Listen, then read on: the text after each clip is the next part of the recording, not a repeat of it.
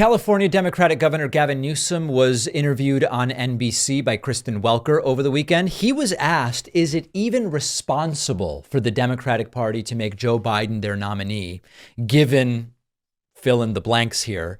And Gavin Newsom does an excellent job of laying out the record, explaining what is at stake, and using genuinely effective Democratic messaging. You don't have to like it that Gavin Newsom went to dinner at the French Laundry during COVID restrictions. You don't have to see Gavin Newsom as the be-all, end-all of progressivism. He's not. But it is really a model for the tone and demeanor that Democrats need to take when presented with these bogus questions, and when presented with an alternative in Trump that should be considered criminally insane.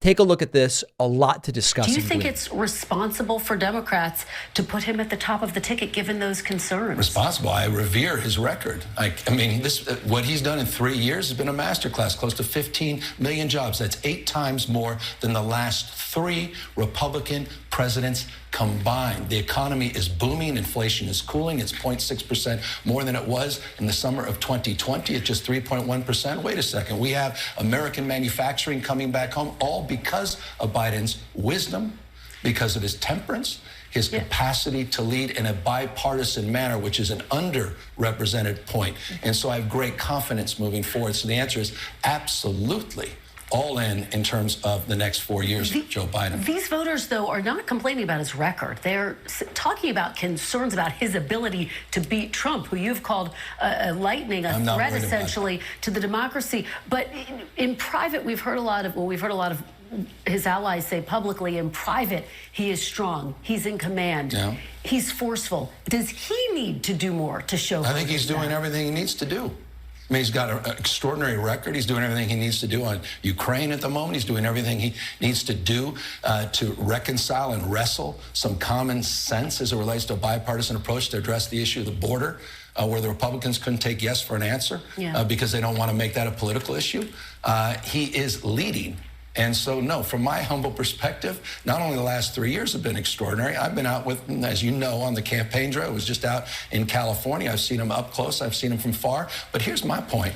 It's because of his age that he's been so successful.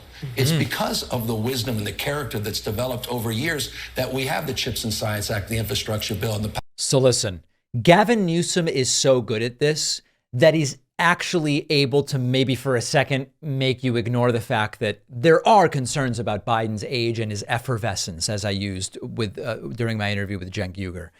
To be abundantly clear, I have major concerns with Trump as well.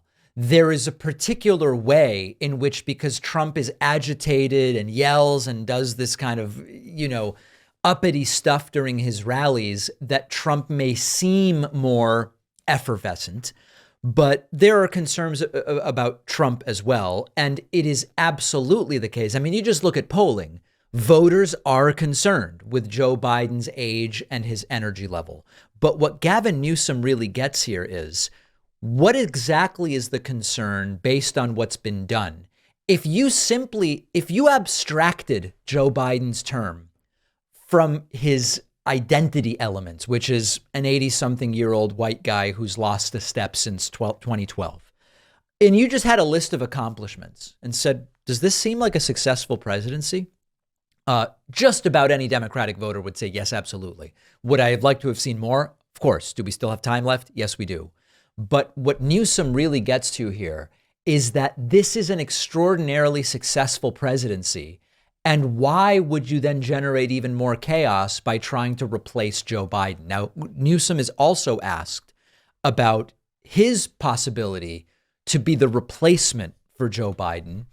And I think his answer makes sense both strategically and from an optics perspective, and I'll tell you why in a second. So you're ruling it out 100%. It's not even an interesting conversation. Okay. And by the way, I think it's a damning conversation, frankly, the other side wants us to have. And trust me, I know the mishigosh coming from the other side. I'm deeply mindful of the anger machine and all the entertainment industry out there on Fox and elsewhere that love ginning this stuff up. At the end of the day, not only has this train left the station, but we get to enjoy a record of accomplishments as we make the case in a re-election, the likes of which we couldn't have even dreamt of, even as a Democrat, the last century.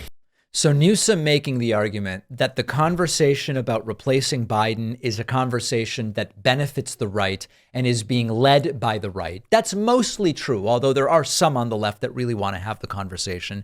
And he's also making the argument that the train has left the station and he's not even thinking about it. Now, this is smart for a couple of different reasons.